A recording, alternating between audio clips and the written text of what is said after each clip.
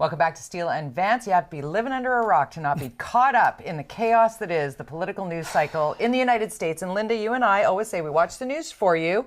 We land it on your kitchen table, and that's what we're going to do in this next segment. Yes, we're talking U.S. politics, but it's going to impact us here north of the border. Well, it always does. And, you know, Trump sucks up all the air, but now he has some legitimate competition, and that is in the form of Ron DeSantis, who kind of had a disastrous announcement yesterday where he teamed up with Elon Musk on Twitter, and it didn't quite go the way it was supposed to. I tuned in to Twitter Spaces, and it wasn't working, and the journalists were all talking about how they claimed that so many people were trying to go on to listen to it that it crashed the system. When I was on, it showed only about 67,000 people, which doesn't seem like a ton. Some good spin right there. So some people were saying, making jokes, saying this was a disaster or a debacle. See what she did right there? Right? Or Donald Trump likes to say Ron DeSanctimonious. Correct. Anyway, it's next guest is none of those things. So we want to bring in a guy who's been watching the crazy for years and years and years, Washington correspondent and friend of the show, Reggie Cecchini, joining us from D.C. Hi, Reggie. Good to be with you. What did you make of this very unusual attempt to make such a huge historic announcement on Twitter and then it all went pfft?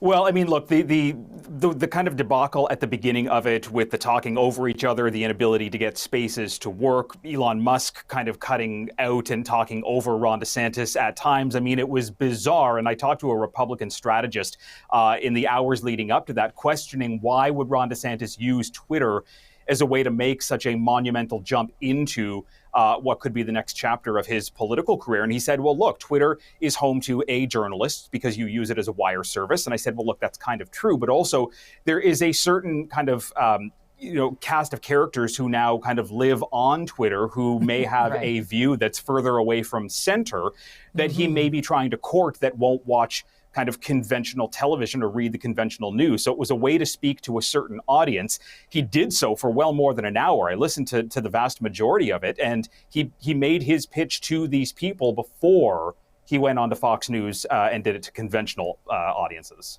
Where does it land in terms of where the ratings are at this point or the approval ratings? Because the field is getting busier for Donald Trump. It seems like people are starting to go, you know what, maybe we will step up and try and take this man on. Yeah, look, it's a crowded race already, and it's worth pointing out the election is still 75 weeks away, and we have, half a dozen or more people in the race already, including prominent names that come from South Carolina, like Nikki Haley and Senator Tim Scott.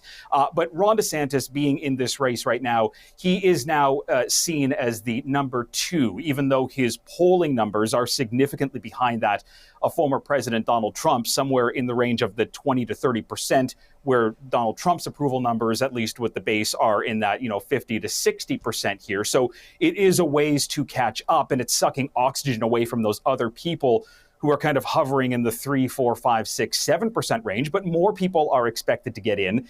And remember, this is now kind of within the 24 hours of Ron DeSantis jumping into the water. He now has several months, if not more than a year, to try and build up some momentum behind him, especially as he gets into primary season, because Donald Trump is ultimately his main target, despite the fact that it's Trump who helped get Ron DeSantis to where he is right now. That's wild. Reggie, it's no secret that I'm not a Donald Trump fan. Oh, imagine that. However, I have been doing a lot of reading, and DeSantis is concerning to me because he's pretty far right. He's picking fights with Disney. He's picking fights with the LGBTQ community. What do we need to know about Ron DeSantis? Well, look, some of the policies, you're right, that he's enacted across Florida have been concerning, not just for some people within Florida, but on a much more national scale here. And you're right, he's picked fights with several groups, whether it's the LGBTQ community, whether it's Disney, whether it's trying to tell businesses what they can and cannot do, which really goes against what the kind of Republican conservative value is. He's also targeted what can be taught in schools, especially when it comes to race. And, well, it may work in Florida. Look, he won his reelection last year by 19 points, potentially a question of a poor Democratic candidate, but he won that election handily.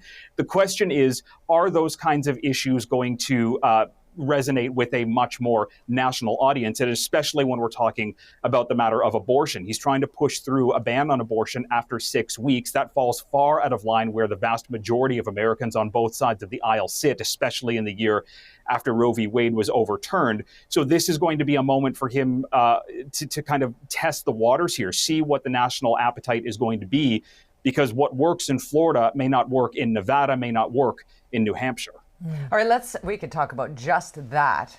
All those platforms that are frightening to imagine in 2023. But let's move forward to the hush money trial that Donald Trump finds himself deeply involved in, a number of legal issues for the former president and candidate for president. Now, Trump criminal trial over hush money payment to start in March, which is in the heart of campaign season. Yeah, absolutely. Look, he's pled not guilty to the 34 charges that were filed against him in New York just a couple of months ago. And when this trial starts up, it is going to be a spectacle, but it is also going to take him away from what is going to be a key moment in his quest to try and get back into the White House in 2024. Because you're right, that gets into the heart of primary season. Whether or not it's somewhere in the middle of the country or it's somewhere on the eastern seaboard, these are places where Donald Trump needs to ensure that he is going to be on the ground, holding his rallies, those rallies that have become a signature style for him. And if he's not on stage, does he still have that ability to try and grab any kind of attention when all of the attention is really going to be focused on whether or not he's going to be found guilty on these financial charges that he was indicted on a couple of months ago? And you're right, this is just one of several issues that the former president is facing, whether it has to do with E. Jean Carroll, whether it has to do with the documents at Mar-a-Lago. Nothing has slowed him down to this point, but as these court cases pick up, the question is that going to get in the way of his political ambitions, and will other people in the Republican Party pounce on that? You know, it is getting more difficult to keep track of which case is that. He's got the walls are closing in, the legal walls are closing in, and there's a suggestion that there might be an indictment coming soon in the Mar-a-Lago case with the removal of confidential documents. What's the update on that?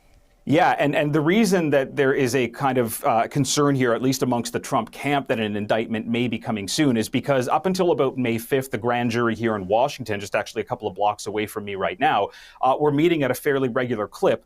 They haven't met since May 5th, and that could signal that some of the work with special counsel Jack Smith is starting to slow down. But there is new reporting that's come out over the last several hours that shows that there may have been more activity inside Mar-a-Lago before the FBI raided that wasn't known about, or that may have just come about as Trump's legal team was testifying before the grand jury when the special counsel made them break attorney-client privilege. So now to know that there could be more in this, that this could lead to charges. This is also an investigation that looks into the attempts to overturn the election, which is based in Georgia.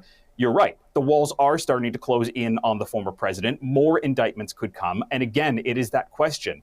A, is it going to slow down the former president? But B, is his base going to care? I spoke with a professor just yesterday who said, look, he's got 35% of the base locked up already. He's got to go after the rest. Are they actually going to run away from him? They did in 2020, but they technically still kind of like him. You said locked up. I see what you did there a little bit, Reggie Cecchini. I want to get to the debt ceiling, though, because we want to land this on our kitchen table in Canada, because defaulting, which has never happened before, can really impact the global community when we talk about markets across the world. How realistic is a default, or is this all political theater? A combination of both. It's a little bit of political theater, and it is also a reality. And that's because 7 days from where we are right now, the United States government risks running out of money to be able to pay for its obligations that it's already spent. Kind of like you've run up a credit card, the bill is now in, where's the money to pay for it? And by June 1st, the Treasury Secretary, Janet Yellen, has said, look, the coffers are going to run dry. We're not going to bring in enough revenue to be able to pay for things like the military. And within a couple of days from that, we won't be able to pay defense contractors. We won't be able to make Medicare payments. Hospitals will start losing money. Schools will start losing money. And by June 15th, creditors will start coming, and they may not have the money to be able to make a debt payment. So this is a big deal. Why? The United States economy is the largest in the world, and the U.S. dollar is held to a high standard as a reserve currency. So if the United States defaults, its economy can start to tank. It will go into a recession. It will start to lose millions upon millions of jobs. It could make it more expensive to borrow. Global markets will then tank. And there is a risk here that it could be more expensive to do business in other countries. So this could have ramifications economically way outside of the U.S. border, and this is becoming a reality. A deal could be close. We heard from the House Speaker on Thursday and the president saying that they're close. The issue is close counts and horseshoes. If you don't have a deal, the default becomes real. Reggie, just before I let you go, and this may be unfair, but you've been embedded in the whole Trump sort of stuff for years now. What do you think the odds are that the former president is going to end up in jail?